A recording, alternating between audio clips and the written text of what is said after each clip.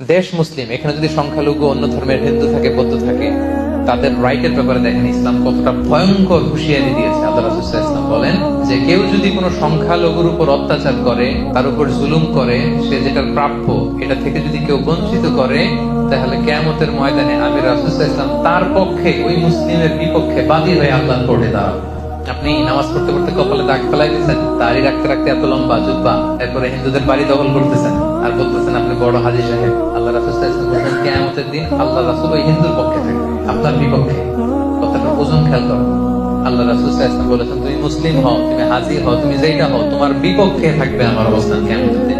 আচ্ছা, সোজা সাপটা একটা আনসার দেন। রাসূল সাল্লাল্লাহু আলাইহি ওয়াসাল্লাম যদি কারো বিপক্ষে বাদী হয়ে দাঁড়ায়, যার শাফাআত ছাড়া আমরা জান্নাতে ঢোকে কল্পনাই করতে পারি না, তিনি আমার বিপক্ষে আল্লাহ সুপ্রিম কোর্টের ট্রাইব্যুনালে আমার বিপক্ষে, জান্নাতে যাওয়ার কোন সুযোগ কি আমার সেদিন থাকবে?